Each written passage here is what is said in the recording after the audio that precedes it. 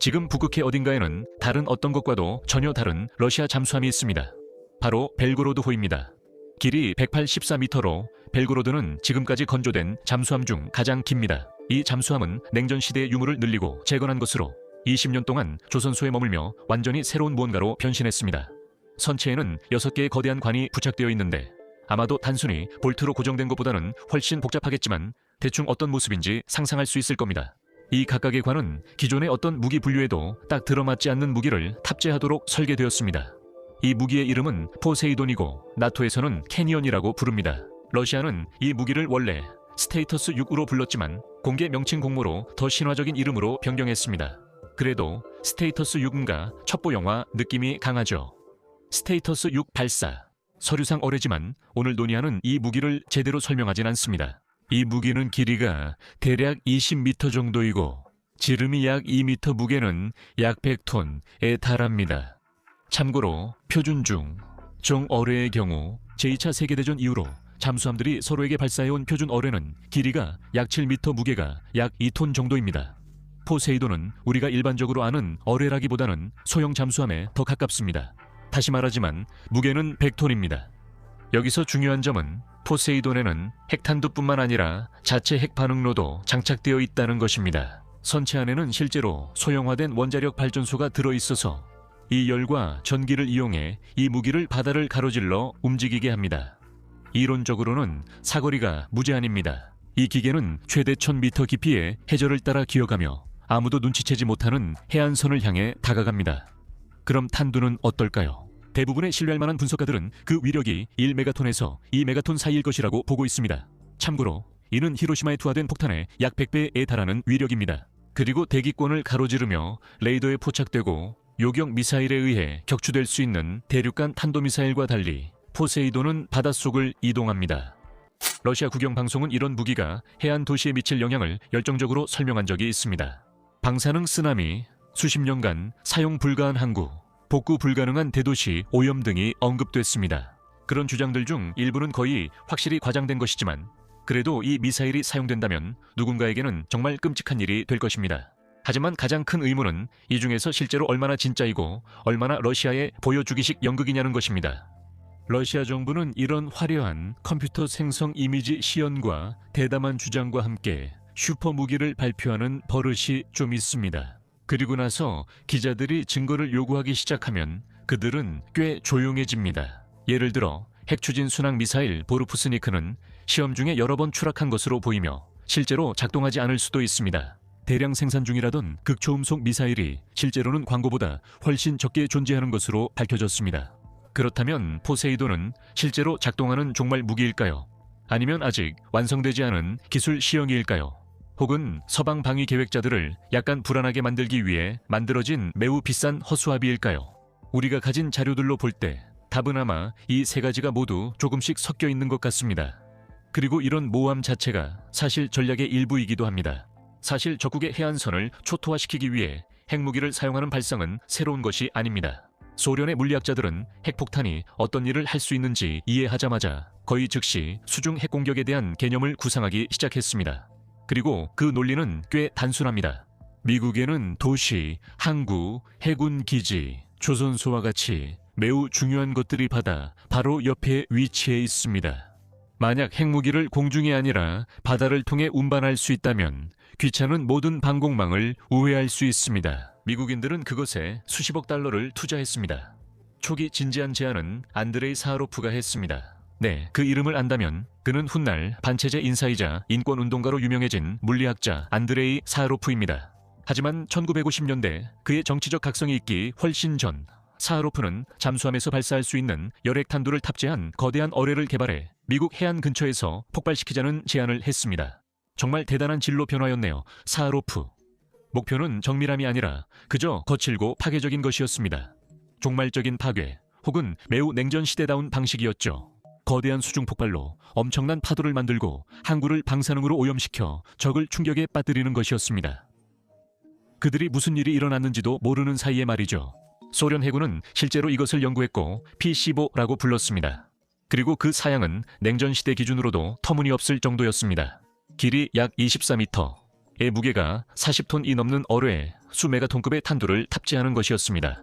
최초의 소련 핵잠수함들은 이 괴물을 탑재한다는 발상에 맞춰 일부 설계되었지만 이 프로젝트는 결국 진전되지 못했습니다. 기술이 아직 미성숙했고 이 개념이 많은 소련 군사 계획가들에게 전략적으로 의문스러웠습니다. 왜 하나의 거대한 어뢰를 만들기 위해 애쓰겠습니까? 더 작고 훨씬 더 유연한 무기를 여러 개 만드는 것이 낫지 않겠습니까? 그래서 T-15는 폐기되었습니다. 소련도 미국처럼 기존 핵 어뢰로 전환했습니다. 이 무기들은 표준 어뢰 발사관에서 발사되어 적 함대를 전술적으로 공격하는 데 쓰였습니다. 양초강 대국은 냉전 내내 이런 무기를 배치했지만 이 무기들은 충분히 무서웠으나 문명을 끝장낼 만큼 강력하진 않았습니다. 그리고 그것이 거대 어뢰 개념의 끝이었을지도 모릅니다. 단 한 가지, 미사일 방어를 제외하고 말이죠. 여기서부터 포세이돈의 현대 이야기가 본격적으로 시작됩니다. 보시다시피 수십 년 동안 핵 억제력은 여러분도 들어본 적이 있는 그 암울한 기반, 즉 상호 확증 파괴, Mutually Assured Destruction에 의존해왔습니다. 네가 나에게 미사일을 쏘면 나도 쏠 거고 결국 둘 다 세상을 엉망으로 만들 거야. 아무도 이기거나 먼저 쏘지 않으며 모든 시스템은 양측에 달려 있습니다. 보복이 반드시 이루어진다고 믿는 것. 즉 선제 공격을 해도 그에 대한 치명적인 결과를 피할 수 없다는 믿음에 기반한 것입니다. 하지만 한쪽이 이론적으로는 날아오는 미사일을 요격할 수 있는 시스템을 만들기 시작한다면 어떻게 될까요? 미국은 2002년에 탄도탄 요격 미사일 제한 조약에서 탈퇴했고 알래스카와 캘리포니아 그리고 결국 동유럽에 미사일 방어 시설을 배치하기 시작했습니다. 미국 관리들은 이 시스템들이 러시아의 막대한 핵무기가 아니라 북한이나 이란 같은 불량 국가를 대응하기 위해 설계된 것이라고 주장했습니다. 절대 아니죠. 제 말은 기술적으로는 아마 사실이었을 겁니다. 몇 개 안 되는 요격 미사일로 러시아의 수백 개 탄두를 현실적으로 막을 수는 없습니다. 하지만 러시아 군사 계획가들은 이것을 새로운 흐름의 시작으로 봤습니다. 오늘 몇 개 안 되던 요격 미사일이 내일 수십 개, 나중엔 수백 개가 될 수 있습니다. 20, 30년 후 미국 미사일 방어 체계가 러시아 보복 공격을 무력화할 만큼 잘 작동하면 상호 확증 파괴, Mutually Assured Destruction는 의미가 없어집니다. 이 두려움이 정당하든 편집증적이든 2010년대 러시아 핵 현대화의 많은 부분을 이끌었습니다. 목표는 미사일 방어로 막을 수 없는 투발 수단 개발이었습니다. 재진입 시 예측할 수 없게 기동하는 극초음속 활공체, 레이더 탐지 아래로 낮고 느리게 비행하는 순항 미사일, 그리고 결국에는 이제는 전혀 비행하지 않는 수중 드론까지 개발되었습니다. 첫 번째 공개적인 단서는 2015년 11월 아주 절묘한 사고처럼 보였던 사건에서 나왔습니다. 러시아 텔레비전은 블라드 푸틴과 그의 군 지휘관들 사이에 회의를 보도하고 있었습니다. 그리고 카메라가 원래 방송되지 말았어야 할 브리핑 슬라이드를 우연히 포착했습니다. 그 슬라이드에는 오션 다목적 시스템 스테이터스 6라는 이름의 도식이 나와 있었고, 이는 핵 반응기로 구동되는 핵탄두를 탑재한 자율무인 잠수정을 설명하고 있었습니다. 최대 1만 킬로미터 사거리와 1000m 잠수 능력을 갖췄습니다. 서방 정보 분석가들은 수년 전부터 이 프로그램을 추적해왔습니다. 하지만 유출된 그 슬라이드는 최초의 공식적인 확인이었고 그 유출 자체도 거의 확실히 의도된 것이었습니다. 그래서 제가 유출한 방식도 그런 것이었죠. 국가기밀 군사 사양을 실수로 전국 방송에 내보내는 일은 없습니다. 대통령과의 회의 중에 이런 일이 일어난 것은 워싱턴에 신호를 보내는 메시지였습니다. 즉, 우리는 당신들이 막을 수 없는 것을 만들고 있고 이제 이를 알릴 준비가 됐다는 의미입니다. 3년 뒤 블라디미르 푸틴은 2018년 3월 연방의회 연설에서 이를 공식 발표했습니다. 그는 미사일이 방어망과 탄두를 회피하는 모습을 담은 세련된 애니메이션 영상과 함께 새로운 전략 무기들을 대거 공개했습니다. 그리고 뭔가 플로리다처럼 보이는 곳에 쏟아붓는 장면도 있었는데 아무래도 플로리다였던 것 같습니다. 그 무기들 중에는 이제 대중이 직접 이름을 정한 포세이돈도 있었습니다. 저는 미사일리 맥미사일 페이스 같은 이름이 더 나았다고 생각합니다. 이 발표 시기는 러시아가 크림반도 합병 후 서방 제재를 받던 때였습니다. 나토와의 관계는 냉전 이후 최악이었고 푸틴은 대통령 선거를 앞두고 있었습니다. 무적의 초강력 무기에 대한 연설은 국내에서 꽤 좋은 반응을 얻었습니다. 이 무기들이 실제로 광고한 대로 작동하는지는 당장은 그다지 중요하지 않았습니다. 하지만 선전 이면에는 진짜 공학 기술이 있었습니다. 그럼 이제 기술적인 세부 사항을 살펴보죠. 포세이돈이 특별한 이유는 바로 그 크기입니다. 그래서 그 부분부터 시작해야 합니다. 일반적인 중형 어뢰인 미국의 마크 48, 러시아의 UGST, 영국의 스피어 PC 같은 것들은 보통 길이가 6, 7m이고 무게는 약 1.52톤 정도입니다. 이 어뢰들은 수십 년 동안 크기가 거의 비슷했습니다. 왜냐하면 모두 표준 어로의 발사관을 통과해야 하기 때문인데 이 발사관들은 20세기 중반 이후로 거의 변하지 않았기 때문입니다. 어뢰는 훨씬 더 똑똑해졌지만 크기가 크게 커지지는 않았습니다. 포세이돈은 그 논리를 완전히 무시했습니다. 길이 약 20m, 지름 2m에 질량이 80톤으로 추정됩니다. 만약 이걸 세워놓는다면 6층짜리 건물만큼 높을 겁니다. 옆으로 눕히면 테니스 코트만큼 길죠. 그런데 왜 이렇게 큰 걸까요? 이유는 두 가지입니다. 이미 언급했던 내용입니다. 이 안에는 원자로와 핵탄두가 들어있습니다. 이 둘 다 그렇게 작게 만들 수는 없죠. 먼저 원자로에 대해 이야기해 보겠습니다. 모든 핵잠수함은 기본적으로 같은 원리로 작동합니다. 원자로가 열을 발생시키고 그 열이 증기를 만들어냅니다. 증기는 터빈을 돌리고 터빈은 프로펠러를 회전시키거나 모터에 전기를 공급합니다. 원자로는 잠수함이 수중에 있든 수면 위에 있든 상관하지 않습니다.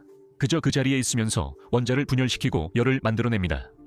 포세이돈의 도전 과제는 이 모든 것을 무언가에 집어넣는 것입니다. 어뢰 내부에 들어갈 정도로 작으면서도 100톤 차량을 실용 속도로 움직일 충분한 전력을 생산해야 합니다. 러시아 소식통에 따르면 포세이돈은 일반 잠수함 원자로보다 약 100배 작은 원자로를 쓴다고 합니다. 대단해 보이지만 실제 의미를 생각하면 꼭 그렇진 않습니다. 아주 좁은 공간에서 극도의 열을 다뤄야 합니다. 예측할 수 없는 방식으로 작동하는 특이한 냉각제가 있고 감당할 수 없는 무게를 더하는 차폐 요구 사항도 있으며 유지보수 문제도 있습니다. 이런 문제들은 보통 승무원이 처리하지만 물론 이 미사일에는 승무원이 없습니다. 대부분의 분석가들은 포세이돈이 액체 금속 냉각 원자로를 사용하며 70년대 소련 알파급 잠수함 설계를 기반으로 했다고 봅니다. 그 잠수함들은 정말로 공학적으로 경이로운 존재였고 엄청난 속도와 깊이를 자랑했습니다. 하지만 동시에 정말로 다루기 까다로운 면도 있었습니다. 납비스무트 합금은 액체 금속 냉각제로 항상 뜨겁게 유지해야 했습니다. 식어 고체가 되면 문제가 발생하기 때문입니다. 원자로는 사실상 망가졌고 여러 알파급 잠수함들이 심각한 원자로 사고를 겪었습니다.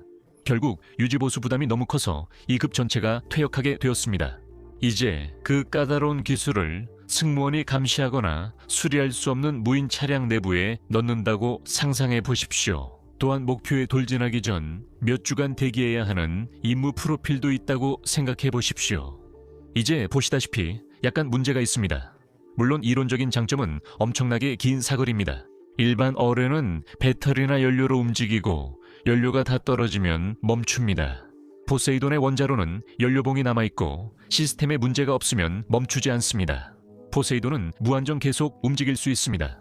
천천히 대양을 가로질러 수천 킬로미터를 이동하며 한 번도 수면 위로 올라오지 않고 지구 반대편 해안에 도달할 수 있습니다. 러시아 소식통에 따르면 포세이돈의 작전 범위는 최대 1만 킬로미터로 바렌츠해에서 뉴욕, 태평양에서 로스앤젤레스까지 도달할 수 있습니다. 하지만 원자로에 대해 알아야 할 점이 있습니다. 원자로는 조용하지도 않고 절대 시원하지도 않습니다. 저속 이동 시 포세이돈은 열 신호나 소음 없이 은밀하게 움직일 수 있을지도 모릅니다. 하지만 이 물체가 빨리 움직일수록 원자로는 물에 더 많은 열을 방출하고 추진 시스템 소음도 커집니다. 러시아는 최대 100노트, 즉 수중에서 시속 185km의 속도를 주장하고 있습니다. 당연하게도 이런 주장에는 많은 회의적인 시선이 따르고 있습니다. 그런 속도에서는 유체역 항만으로도 말도 안 되는 수준이고 그렇게 빠르게 움직이면서 그만큼의 폐열을 방출하는 차량은 열 흔적을 남기게 됩니다. 눈을 감고도 따라갈 수 있습니다. 손을 물에 담그고 주변을 더듬으면 알 수 있습니다. 대부분의 독립적인 추정에 따르면 현실적인 최고 속도는 60, 70노트 사이로 여전히 수중 차량치고는 매우 빠르지만 러시아 언론이 묘사하는 것처럼 막을 수 없는 러시아산 탄환은 아닙니다. 이제 탄두에 대해 이야기해 보겠습니다. 2015년 스타투스 6 슬라이드가 유출됐습니다. 일부 분석가들과 타블로이드 신문 헤드라인 작성자들은 100메가톤 탄두 개념에 주목했는데 이는 사르 폭격기 수준입니다. 대부분의 진지한 분석가들은 그 수치를 상당히 낮췄습니다. 현재의 합의는 폭발력이 1메가톤에서 2메가톤 사이로 보고 있습니다. 파괴적이죠? 네, 맞아요.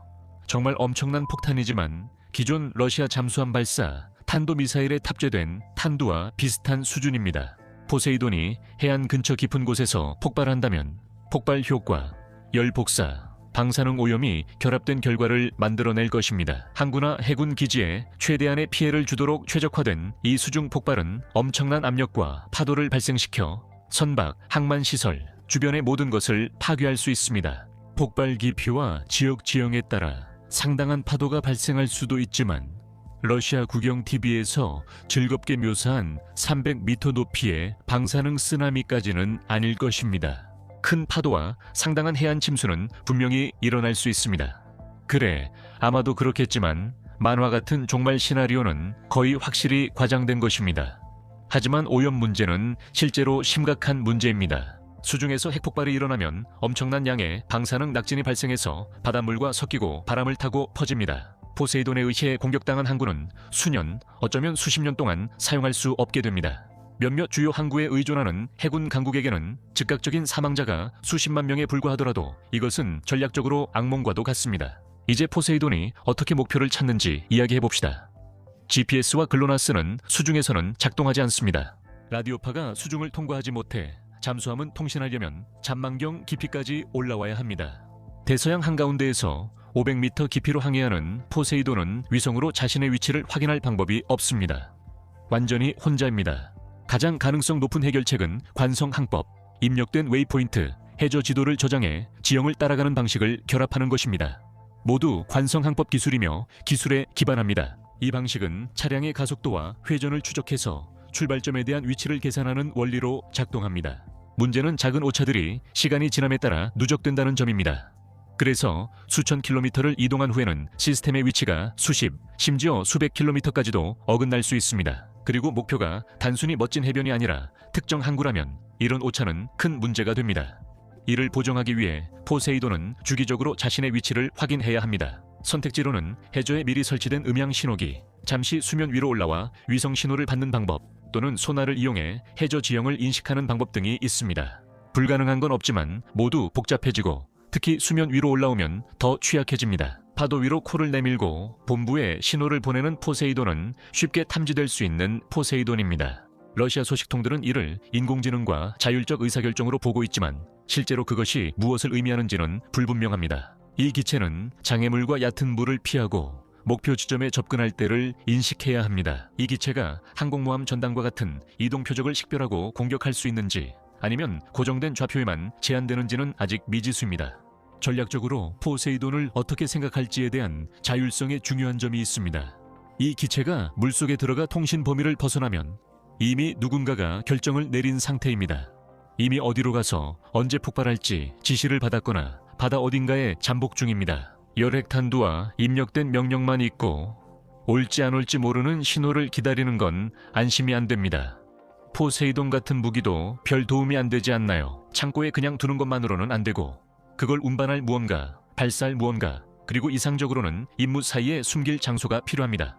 그리고 러시아는 이 세 가지 모두를 꽤 합리적으로 준비해 왔습니다. 최초의 시험은 최소 2016년까지 거슬러 올라가며 사로프라는 개조된 잠수함을 사용했습니다.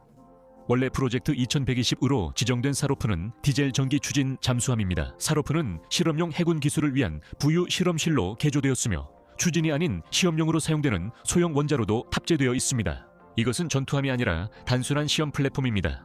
그리고 2016년경 미 국방부 소식통에 따르면 사로프는 북극에서 포세이돈 시제품의 최초 발사를 실시했지만 사로프는 실제 운용함이 될 예정은 아니었습니다. 그것을 위해 러시아는 훨씬 더 큰 것이 필요했습니다. 벨고로드 K329의 사진이 등장합니다. 벨고로드는 현재 운항 중인 잠수함 중에서도 가장 기이한 건조 역사를 가지고 있습니다. 벨고로드는 1992년 오스카 EI급 유도 미사일 잠수함으로 건조가 시작됐습니다. 이 잠수함은 24기 대함 순항 미사일을 탑재하고 미 항공모함 전단을 추적하도록 설계된 대형 잠수함이었습니다. 하지만 소련의 붕괴와 함께 자금 지원도 끊겼고 수년 동안 부분적으로만 건조된 선체는 스베로드빈스크의 세브마쉬 조선소에 조용히 녹슬며 방치되어 있었습니다. 러시아가 이 잠수함을 어떻게 활용할지 고민하는 동안 말이죠. 결국 그 해답은 이 잠수함을 완전히 새로운 무언가로 재건하는 것이었습니다. 2012년경 세브마쉬 조선소 작업자들은 선체를 연장하고 중앙에 새 구획을 추가해 이 잠수함을 역사상 가장 긴 잠수함으로 만들었습니다. 원래의 미사일 발사관은 제거되고 심해 작전을 위한 특수 장비들로 교체되었습니다. 여기에는 연구용 잠수정이 접안할 수 있는 시설과 무엇보다도 포세이돈을 위한 대형 발사관 6개가 포함되어 있습니다. 이 개조 작업에는 10년이 걸렸습니다. 벨고로드는 마침내 2022년 7월에 취역하여 러시아 해군의 비밀스러운 심해 연구 총국, 즉 러시아어 약자로 국이 글랍노에 우프라블레니에 글보코vod느 히슬레도반이 인도되었습니다. 이 조직은 러시아의 가장 민감한 수중 작전, 해저 케이블 도청, 해저 지도 작성 등 정부가 공개적으로 말하기 꺼려하는 일들을 담당하고 있습니다. 벨고로드가 일반 함대가 아닌 국이 글랍노에 우프라블레니에 글보코vod느 히슬레도반이 배속된 것만 봐도 그 성격을 알 수 있습니다. 러시아는 포세이돈을 단순한 핵무기 운반 수단이 아니라 정보 및 특수작전 자산으로도 보고 있습니다. 이는 위성 사진만 봐도 알 수 있습니다. 러시아 언론에 따르면 벨고로드는 2022년 말과 2023년에 포세이돈 관련 첫 시험에서 질량치수 모형을 발사한 것으로 알려졌습니다.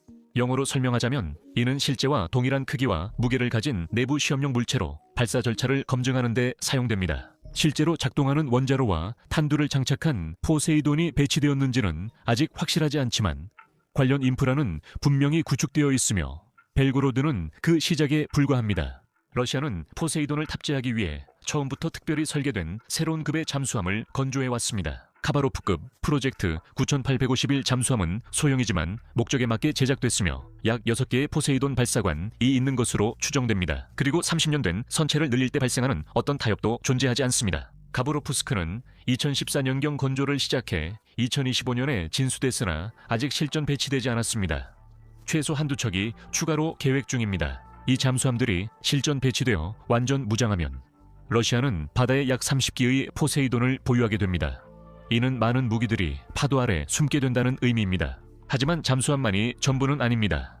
스키프라는 것도 있습니다. 이에 대한 자세한 정보는 거의 없습니다. 러시아니까요. 하지만 러시아 소식통들은 때때로 해저에서 발사되는 변형, 즉 포세이돈이 미리 바닷속에 배치되어 있다가 필요할 때 원격으로 작동될 수 있다는 언급을 하곤 했습니다. 냉전 시절 미 해군이 개발했던 옛 캡터 기뢰를 생각해보세요. 그 기뢰들은 해저에 놓여 있었습니다. 그리고 적 잠수함이 머리 위를 지나갈 때 어뢰를 발사했죠. 하지만 여기서는 기존의 어뢰 대신 수천 킬로미터를 이동해 해안 목표물을 타격할 수 있는 자율 핵무장 드론에 대해 이야기하는 겁니다. 그래서 정말로 꽤 다릅니다. SCIF가 실제로 의미 있는 형태로 존재하는지는 아직 미지수입니다. 기술적인 난관이 상당하거든요. 수심 깊은 곳에서 오래 버틸 용기와 수백 미터 바닷물을 통과해 신호를 보낼 신뢰할 방법이 필요합니다. 그리고 몇 달이나 몇 년 동안 휴면 상태에 있다가도 내부의 원자로와 시스템이 여전히 작동할 것이라는 확신도 필요합니다. 하지만 러시아는 바로 이런 프로그램을 지원하기 위해 심해 작전을 위해 설계된 것으로 보이는 특수수상함을 건조해 왔습니다. 그리고 위성 사진에는 콜라반도에 새로운 시설이 건설되고 있는 모습이 포착되고 있는데 여기에는 매우 큰 수중 차량을 위한 특수 저장 건물로 보이는 것도 포함되어 있습니다. 그리고 참고로 콜라반도에 있는 콜라 시추공은 정말 깊은 구멍인데 아마 인류가 만든 가장 깊은 구멍일 겁니다. 사실 이 채널에서 만든 첫 번째 영상 중 하나이기도 하니까 관심 있으시면 한번 확인해보세요. 자, 이 모든 것은 실제로 존재하는 일입니다. 하지만 포세이돈에 홍보된 능력 중 실제로 설명된 대로 작동하는 부분이 얼마나 되는지는 또 다른 문제입니다. 그리고 상황은 복잡해지고 더 복잡해집니다. 러시아는 군사 발표와 복잡한 관계가 있습니다. 한편으로 이 나라는 진정한 공학적 재능과 혁신적인 무기 설계의 오랜 역사, 그리고 자원을 투입할 때 정교한 하드웨어를 생산할 수 있는 산업 역량을 가지고 있습니다. 반면에 러시아 국영 언론은 컨셉 아트를 완성된 제품인 것처럼 보여주고 성능을 과장하며 개발 중인 프로그램을 이미 실전 배치된 것처럼 다루는 것으로 잘 알려져 있습니다. 좋습니다. 그럼 우리가 합리적으로 확인할 수 있는 것부터 시작해 봅시다. 시험 프로그램은 실제로 존재하는 것으로 보입니다. 미국 정보당국은 최소 2016년부터 포세이돈 관련 시험을 추적해왔다고 인정했으며 2023년까지도 계속되고 있습니다. 일부 분석가들은 최소 11번의 시험이 있었으며 이는 비활성 질량 모형 발사부터 동력 시제품을 이용한 정교한 실험까지 다양합니다. 벨고로드 건조와 카르보롭스크에 대한 지속적인 작업은 러시아가 실제로 무언가를 배치할 의지가 있을 때만 의미가 있습니다. 또한 지원 인프라 위성 사진은 서류상 계획보다 훨씬 큰 투자가 진행 중임을 보여줍니다. 2025년 10월 블라디미르 푸틴은 러시아가 잠수함에서 발사된 포세이돈의 원자로를 처음으로 가동한 채 성공적으로 시험했다고 발표했습니다. 그리고 만약 사실이라면 이는 중요한 이정표가 될 것이며 소형 원자로가 실제 운용 환경에서 제대로 작동한다는 증거가 됩니다. 여기서 만약 사실이라면이 문장에서 중요한 역할을 합니다. 기밀 군사 프로그램에 대한 러시아의 주장에 대해 독립적으로 검증하는 것은 사실상 불가능하며 블라디미르 푸틴은 진전을 과장할 모든 동기가 있습니다. 하지만 회의적인 시각이 강하게 작용합니다. 거의 10년에 걸친 발표 유출된 슬라이드, 그리고 과장된 텔레비전 방송에도 불구하고 말이죠. 여전히 전체 규모의 포세이돈이 처음부터 끝까지 임무를 수행하는 모습을 보여주는 공개된 영상은 없습니다. 수심에서 이동하는 영상도 없고 주장된 사거리나 작동 수심에 대한 독립적인 확인도 없습니다. 우리가 가진 것은 러시아 정부의 발표뿐입니다. 컴퓨터 생성 이미지, 애니메이션과 조선소에서 대략 맞는 크기의 어뢰 모양 물체가 이동되는 모습을 담은 몇 장의 사진이 있을 뿐입니다.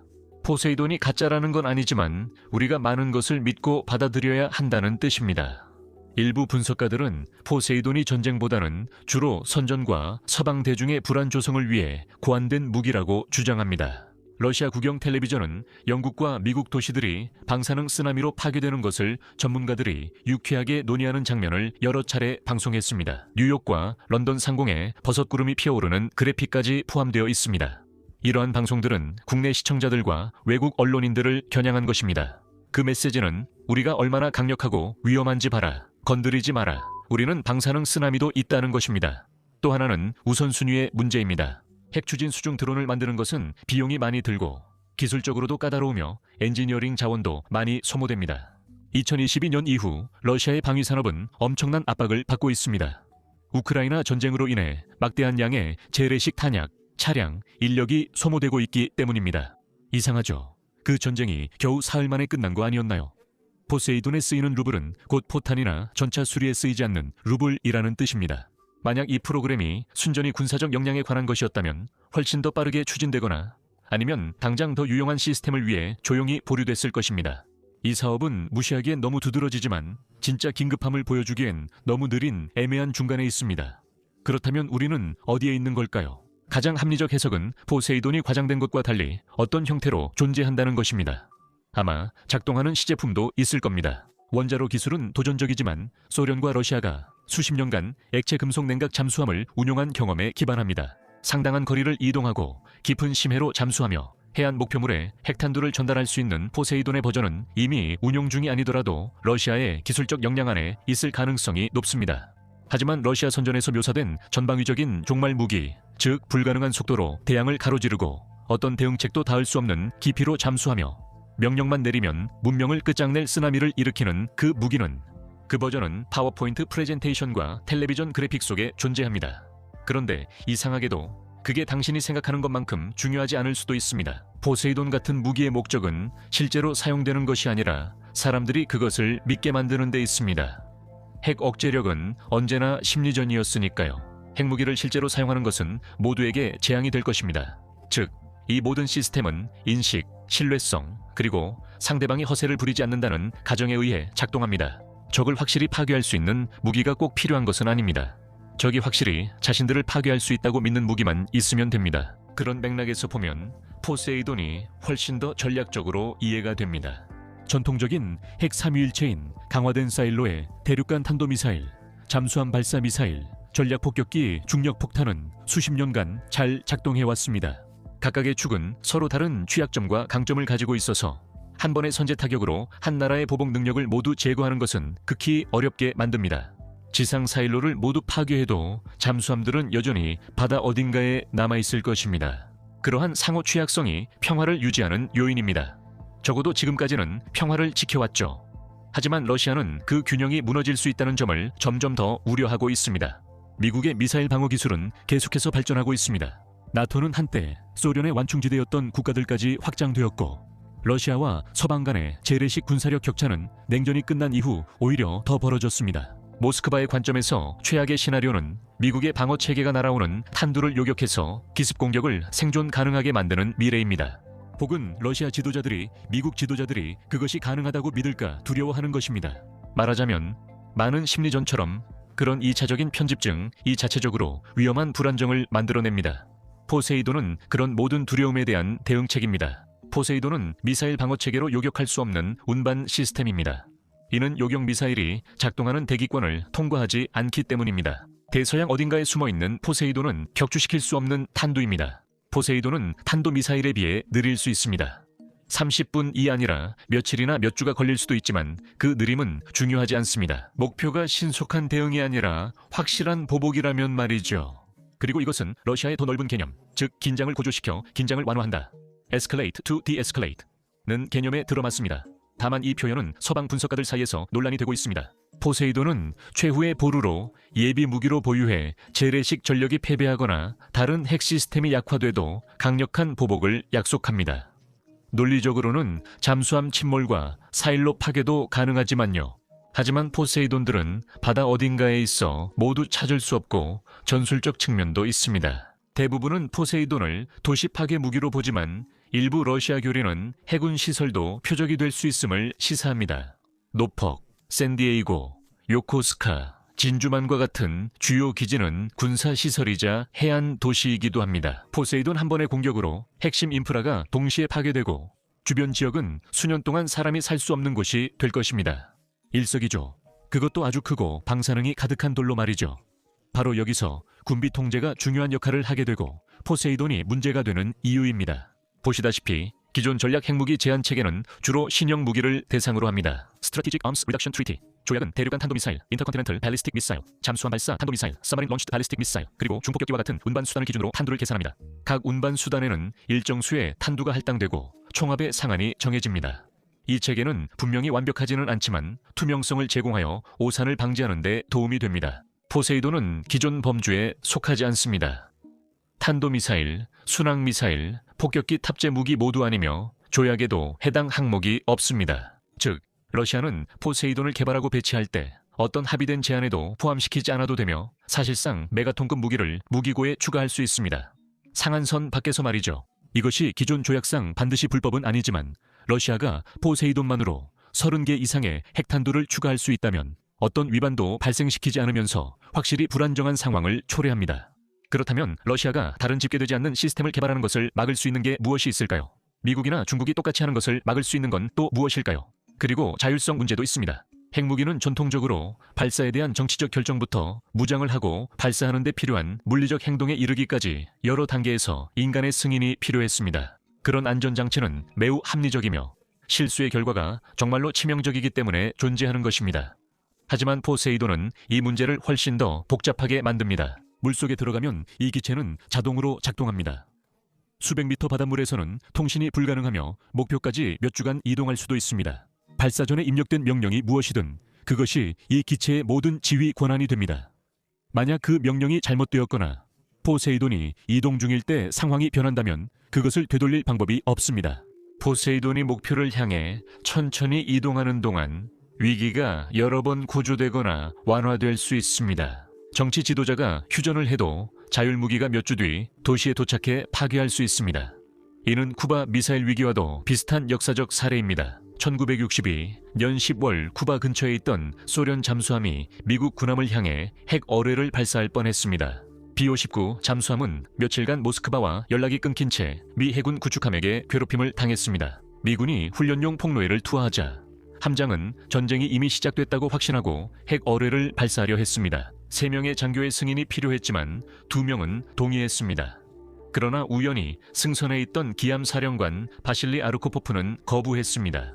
포세이돈에는 바실리 아르코포프 같은 인물이 없어 기존 핵무기보다 더 위험한지 덜 위험한지 명확히 답할 수 없습니다. 하지만 포세이돈은 기존의 군비 통제가 다루도록 설계되지 않은 방식으로 다릅니다. 자, 이렇게 긴 영상을 통해 우리는 어떤 결론에 도달하게 될까요? 포세이돈은 실제로 존재합니다. 아니면 최소한 충분히 현실적입니다. 잠수함이 존재하고 인프라도 갖춰져 있습니다. 시험 프로그램은 거의 10년 동안 진행되어 왔고 러시아는 이게 단순한 허상에 불과하기에는 너무 많은 투자를 했습니다. 포세이돈이 러시아 선전 주장만큼 실제로 가능할지는 또 다른 문제입니다. 솔직한 답은 우리는 모른다는 것입니다. 그리고 이 중 하나가 실제로 사용되거나 포획되기 전까지는 아마도 알 수 없을 것입니다. 둘 중 어느 것도 누구도 바라지 않아야 할 일입니다. 우리는 포세이돈이 진정 새로운 것을 의미한다는 것을 압니다. 70년 동안 핵 억제력은 미사일과 폭격기 같은 공중을 통해 이동하는 운반 수단을 중심으로 구축되어 왔습니다. 이들은 적어도 이론적으로는 레이더와 위성으로 추적이 가능합니다. 포세이돈은 완전히 다른 영역에서 작동합니다. 이 영역에서는 탐지 기술이 덜 발달되어 있고 기존의 군비 통제 체계가 전혀 적용되지 않습니다. 이 무기는 방어망의 허점, 조약의 허점, 그리고 러시아의 적들이 가진 전략적 상상력의 허점을 철저히 이용하도록 처음부터 설계된 무기입니다. 그리고 러시아뿐 아니라 중국도 핵 능력을 확장하고 해저 분야에 막대한 투자를 하고 있습니다. 미국도 자율 수중 시스템을 탐구하기 시작했습니다. 그리고 핵무기 운반이 최소한 펜타곤 어딘가에서 논의되고 있지 않다면 오히려 놀라운 일일 겁니다. 포세이돈을 가능하게 하는 기술들, 즉 소형 원자로, 장시간 운용이 가능한 자율 차량, 첨단 관성 항법 장치는 결코 러시아만의 것이 아닙니다. 다른 나라들도 이런 걸 만들 수 있고 포세이돈이 전략적으로 유용하다고 입증되면 그들도 만들 가능성이 높습니다. 현재로서는 포세이돈이 주로 러시아의 프로젝트이고 주로 심리적인 무기입니다. 그것의 주요 기능은 러시아가 자신을 위협하는 누구에게든 치명적인 피해를 입힐 수 있는 능력을 여전히 가지고 있다는 것을 세계에 상기시키는 것입니다.